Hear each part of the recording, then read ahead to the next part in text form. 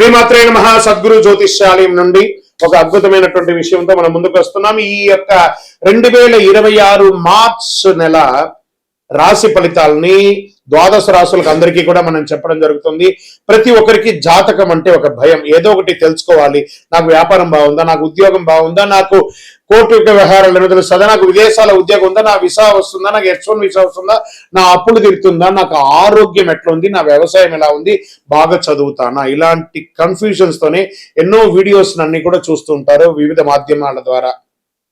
కానీ అందరికీ గుర్తుపెట్టుకోవడం, మన యొక్క మాధ్యమం ద్వారా కూడా మనం ఈ మార్చి నెల యొక్క రాశి ఫలితాలను తెలుసుకోబోతున్నాం. జాతకం అనేది పడుతున్న వర్షానికి ఒక గొడుగు మాత్రమే, కానీ జాతకం జీవితం కాదు.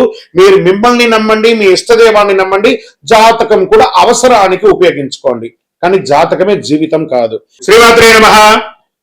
మార్చ్ 2026 మిథున రాశి వారికి ఈ నెల ఎలా ఉంది, రాశి ఫలితాలన్నీ కూడా మనం చూసుకోబోతున్నాం. మార్చ్ గ్రహస్థితి ముందు ఫస్ట్ చూద్దాం. గురు భగవానుడు 12వ స్థానంలో వ్యయం, విదేశీయ ఆత్మచింతన మీద ఉన్నారు. శని భగవానుడు 10వ స్థానంలో ఉద్యోగం, కీర్తి.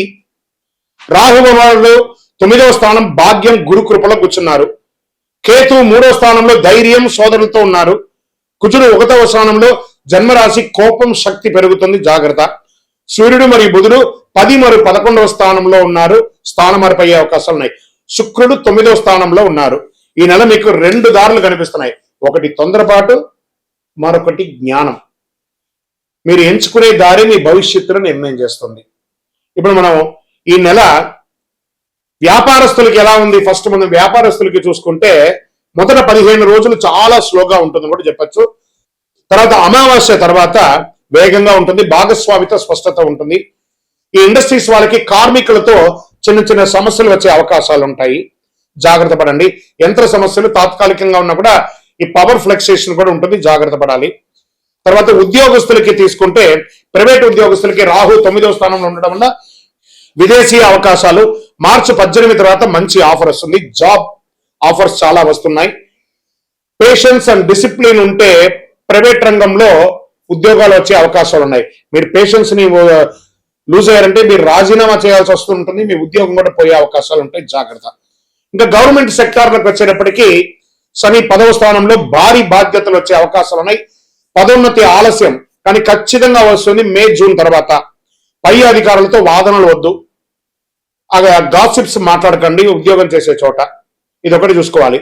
ఇంకా రియల్ ఎస్టేట్ చేసే వారికి ఇంకా విదేశీ డీల్, ఇంటర్నేషనల్ డీల్స్ వచ్చే అవకాశాలు ఉంటాయి ఏప్రిల్ తర్వాత. ఇప్పుడు ఈ నెల అన్ని తయారు చేసుకుని చూపించడం, మాట్లాడడం అవన్నీ చేయండి.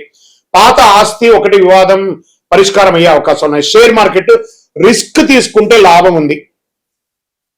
ఈ నెల మీరు రిస్క్ కూడా తీసుకోవచ్చు, అవకాశాలు ఉన్నాయి, లాభం తీసుకోవచ్చు. కానీ మార్చి 11, 14 జాగ్రత్త. డైలీ ట్రేడింగ్, ఇంట్రాడే మాత్రం చేయకండి, లాంగ్ టర్మ్ లో చేయండి. ఇంకా గురు 12వ స్థానంలో ఉండడం వల్ల ఖర్చు ఎక్కువ ఉంటుంది, విదేశీ ప్రయాణాలు కూడా ఎక్కువ వస్తాయి, దానివల్ల కూడా ఖర్చు ఎక్కువ అవుతుంది. కానీ శని 10వ స్థానంలో ఉండడం వల్ల స్థిరమైనటువంటి ఆదాయం ఉంటుంది, ఆదాయానికి లోటు ఉండదు, ఖర్చు పెట్టినా ఆదాయానికి లోటు ఉండదు.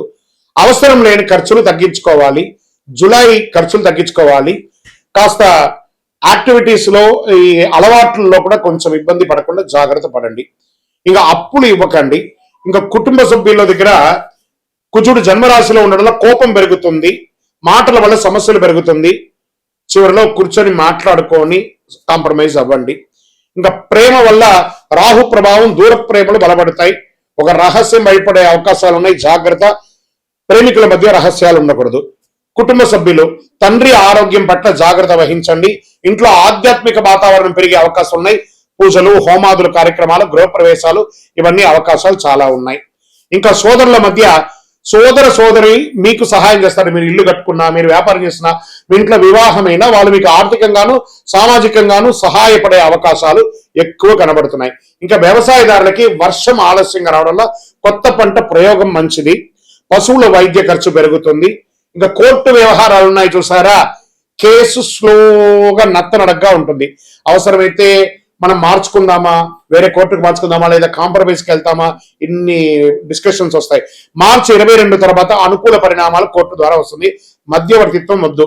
ఇంకా విద్యార్థులకి తీసుకుంటే రోజు 20 నిమిషాల ధ్యానం చేయండి. ఐటీ మీడియా రంగంలో బాగా స్ట్రెస్ ఉంది, జాగ్రత్త పడండి. విదేశీ విద్య యోగ బలంగా ఉంటుంది.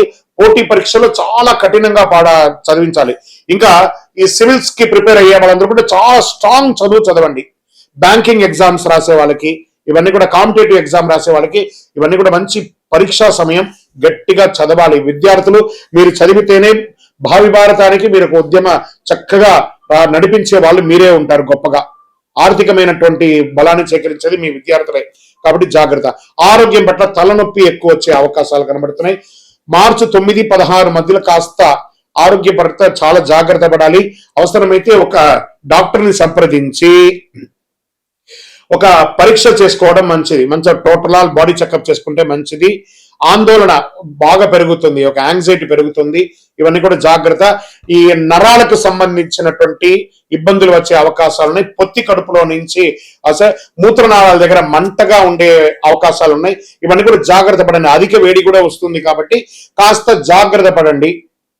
చలివేంద్రాలు ఏర్పాటు చేయాలి. మీరు చేయవలసినటువంటి ఒక ఫలితం ఏమంటే చలివేంద్రాలు ఏర్పాటు చేయండి. మీ ఇంటి ముందర పెట్టండి, లేదా మీ వ్యాపార స్థలంలో పెట్టండి, లేదా ఎక్కడైనా సమాజ సేవగా కూడా పెట్టండి. మసాలా ఐటమ్స్ కాస్త తక్కువగా తినండి. పొద్దున్న లేచి సూర్యోదయాపూర్వం లేచి సూర్యుడు ఉదయిస్తూ ఉండగా బాలార్క, ఆ బాలార్కుడి దగ్గర నిలబడి ఆ చెమట వచ్చేటట్టుగా ఆ యొక్క సూర్య నమస్కారాలు 12 ఫ్లెక్స్లను చేయండి. మీరు చేయవలసినటువంటి పరిహారాలు ఏం చెప్పంటే ఓం బుధాయ నమః అని 108 సార్లు పారాయణం చేయండి. విష్ణు ఆలయాల దర్శనం చేసుకోండి. విష్ణు సహస్రనామ పారాయణాన్ని వినండి, లేదా విష్ణు సహస్రనామ పారాయణం చేయేంత టైం లేదు. శ్రీరామ రామ రామేతి రమే రామే మనోరమే సహస్రనామ తత్తుల్యం రామనామరాన్ని 3 సార్లు చెప్పండి. రాజా రామచంద్ర స్వామి వారికి అనుగ్రహం ఉందండి. మీ ఇష్ట దైవాన్ని ప్రార్థన చేయండి. మీ యొక్క దేవాలయంలో వెళ్ళి మీ వయస్సు ఎంత ఉందో అన్ని దీపాలను నువ్వుల నూనెతో దేవాలయంలో వెలిగించండి. నవగ్రహాలకి 19 ప్రదక్షిణాలు చేయండి. పచ్చని వస్తువులు దానం ఇవ్వండి. ఆకుకూరలు అవన్నీ కూడా ఆవులకి వాటికన్నిటికీ దానం పెట్టండి. అదృష్ట సంఖ్య 5 మరియు 3. అదృష్ట రోజు బుధవారం. అదృష్ట రంగు గ్రీన్, పచ్చ చాలా బాగా వస్తుంది. అదృష్ట దిక్కు మీకు ఉత్తర దిక్కుగా చాలా ప్రయాణం వస్తుంది. మిథున రాశి వారికి మార్చి 26 మనసు మీద గెలిస్తే ప్రపంచం మీరే గెలుస్తారు. మీరు ఆలోచించి మాట్లాడితే మీ యొక్క నియంత్రణలో ఉంటారు. మీరు కోపంతో స్పందిస్తే మీరు నష్టపోతారు. బాగా గుర్తుపెట్టుకుని ఈ నెల ఒక ఆధ్యాత్మిక మేల్కొలుపుగా నేను మీకు ఒక మాట చెప్తున్నాను. మీ లోపాలు ఉన్న నిజమైన శక్తిని గుర్తించండి. బుధుని కృప మీకు జ్ఞానం పెరుగుతుంది. మీ నిర్ణయం మీ భవిష్యత్తుకు ఒక పూలబాటగా మారుతుంది. ఇంకను మీ యొక్క వ్యక్తిగత జాతకం కోసం మీ పేరు, మీ డేట్ ఆఫ్ బర్త్, మీ time of birth, place of birth మా యొక్క నంబర్కి వాట్సాప్ చేయండి. అవసరం ఉంటే ఈ అతి శక్తివంతమైనటువంటి కరుంగాలిమాలను ధరించండి. ఆరోగ్యంగా ఉండండి. రాబోయే మార్చ్ 6వ తారీఖున శని భగవానుడు స్థానం మారుతున్నారు. ఇది 2.5 సంవత్సరాలకు ఒకసారి ఇది జరుగుతూ ఉంటుంది. అద్భుతమైనటువంటి దీన్ని తమిళ భాషలో శని పయర్చి అంటారు. మనం తెలుగులో శని గమన మార్గం మారుతున్నారు అనే దాన్ని చెప్పడం జరుగుతుంది. తిరునల్లార్ అనే ఒక క్షేత్రం ఉంటుంది తమిళనాడులో. ఆ రోజు అక్కడ ఆ శని భగవానుడు మారేటప్పుడు ప్రత్యేకమైనటువంటి పూజ ఏ సమయంలో చేస్తారో దాన్ని శని పయర్చి అంటారు. అంటే ఉన్న స్థలం నుంచి ఇంకో స్థలానికి మారే ఒక అద్భుతమైనటువంటి ఘట్టం. ఈ శని గమనం మార్పు జరగడం వల్ల ఏ రాశి వారికి లాభంగా ఉంటుంది, ఏ రాశి వారికి ప్రతికూలంగా ఉంటుంది అనే దాన్ని మనం ఇప్పుడు విశ్లేషించుకోబోతున్నాం. శని భగవానుడు కుంభం నుండి మీనంలోకి గమన మార్పు 6వ తారీఖున మార్చి 26 ఉదయం 8:24 ఇది చాలా విశేషం అండి. ఎంత అవకాశం ఉంటే అంతమంది అన్ని రాసుల వారు కూడా పూజ చేసుకోవాల్సిన సమయం. కానీ ప్రత్యేక పూజలు కొంతమందికి ఉందని చెప్పచ్చు. దీన్ని ఏ రాశి వారికి ఆ శని భగవానుడు యోగాన్ని ఇస్తున్నాడు ఆ శని గమనంలో అని అంటే, శని లగ్నంలో ప్రవేశం జీవన దిశలో గంభీర మార్పు. ఎవరికి లగ్నంలో ఉంటాడో వాళ్ళకి ఇది ఉంటుంది. మీనరాశి వారికి చాలా ఉంటుందండి. ఆధ్యాత్మిక చైతన్యం పెరుగుతుంది. క్రమశిక్షణలో ఎదిగే అవకాశం ఉంటుంది. అంటే కుంభరాశి నుంచి మీనరాశి మీ రాశిలోకి రాబోతున్నాడు. కాబట్టి వృషభ రాశి వారికి లాభస్థానంలో శని ఉన్నాడు. దీర్ఘకాలిక పెట్టుబడుల ఫలితం, ఆర్థిక స్థిరత్వం కూడా ఉంటుంది. తర్వాత మకర రాశి వారికి శని మీ యొక్క స్వగ్రహాధిపతి కాబట్టి శ్రమకు ప్రతిఫలం ఉంటుంది. ఉద్యోగం, పదోన్నతి అవకాశాలు చాలా ఉన్నాయి. విదేశీ గమనం కూడా ఉంటుంది. ఎవరు జాగ్రత్తగా ఉండాలి, ఏ రాశి వారు జాగ్రత్తగా ఉండాలి అంటే మిథున రాశి వారు కర్మస్థానంలో ఒత్తిడి, ఉద్యోగంలో బాధ్యతలు పెరుగుతాయి. జాగ్రత్త నిర్ణయాలు, అసాంఘిక కార్యక్రమాలు పాల్గొనకూడదు. ఇంకా కన్యా రాశి వారికి సంబంధాల్లో పరీక్ష కాలం, భార్య భర్తల మధ్య ఉంటుందని చెప్పి మాటల విషయంలో కాస్త జాగ్రత్తగా ఉండాలి. ఇవి రెండే. కానీ కన్యా రాశికి మిగతా గ్రహాలన్నీ యోగంగా ఉంది కాబట్టి కొంచెం జాగ్రత్త పడాలి. ధనుసు రాశి వారికి అర్ధాష్టమ శనిలో ఉన్నారు. గృహ కుటుంబ విషయంలో ఆందోళన, ఆస్తి నిర్ణయాల ఆలస్యం ఇవన్నీ కూడా అవుతూ ఉంటుంది. శని ఎప్పుడు శిక్షకారకుడు కాదు. అదేవిధంగా సింహరాశి వారికి కూడా అష్టమ శనిలో ఉన్నాడు. కొంచెం జాగ్రత్తగా ఉండాల్సినటువంటి సమయం. ఈ ప్రకృతి విపత్తులు కూడా వచ్చే అవకాశాలు ఈ శని గమనం ద్వారా కూడా ఉందండి. కొండ ప్రాంతాల్లో భారీ వర్షాలు, కొండ చర్యలు కింద పడడము, చిన్న చిన్న భూకంపాలు లాంటి రావడము, జల ప్రళయం అనేది కనబడుతుంది. తీర ప్రాంతాల్లో సముద్ర ప్రభావం ఎక్కువ ఉంటుందని కూడా చెప్పడం జరుగుతుంది. వరదల వల్ల వ్యవసాయానికి మిశ్రమ ఫలితం ఉంటుందని కూడా ఈ శని యొక్క మార్పు వల్ల ఉంటుందని కూడా చెప్పచ్చు.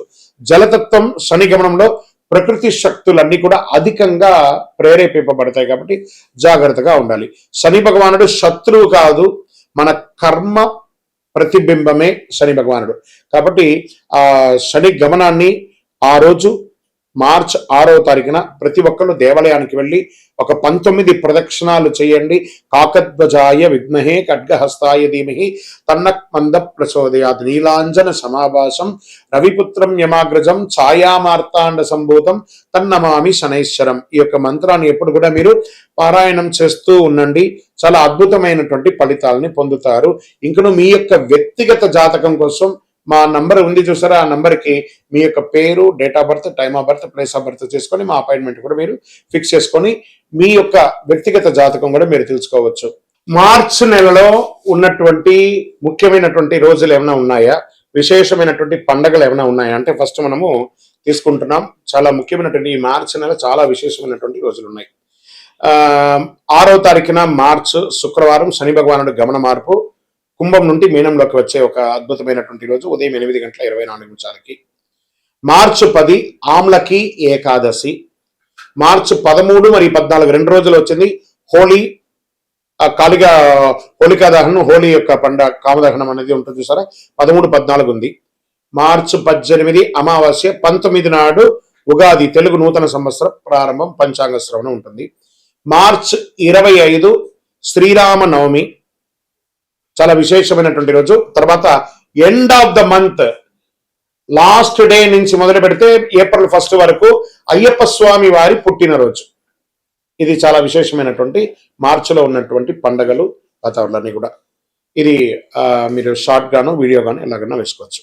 Now coming to Ayyappa birthday గురించి చెప్పబోతున్నాను. రానున్న ఏప్రిల్ 1వ తారీఖున అయ్యప్ప స్వామి వారికి జన్మదినం. చాలా అద్భుతమైనటువంటి పూజలు ప్రతి దేవాలయంలోనూ, శబరిమలలో కూడా చాలా విశేషంగా పంబా ఆరాట్ అనే విశేషాన్ని చేస్తారు. ఏప్రిల్ 1వ తారీఖున జరగబోయే ఒక అద్భుతమైనటువంటి రోజు.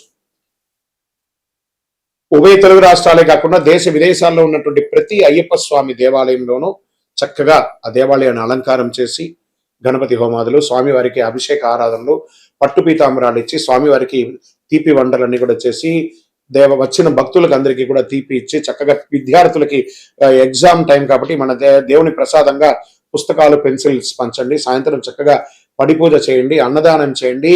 అప్పటి నుంచి బాగా వేడి తాపడి ఉంటుంది కాబట్టి ప్రతి దేవాలయంలోనూ ఒక కుండను ఏర్పాటు చేసి దాహార్తిగా యొక్క నీళ్ళ సర్వీస్ ను కూడా చక్కగా చేయండి. అద్భుతమైనటువంటి సేవ చేయండి. ప్రతి అయ్యప్ప భక్తులు గుర్తుపెట్టుకోవాలి, మార్చిలో కాదు అయ్యప్ప బర్త్డే, ఏప్రిల్ 1వ తారీఖున శబరిమలలో చేస్తున్నారు. మనం కూడా అందరం కలిసికట్టుగా స్వామివారి జయంతి ఉత్సవాలని దిగ్విజయంగా చేస్తాము. స్వామియే శరణం అయ్యప్ప.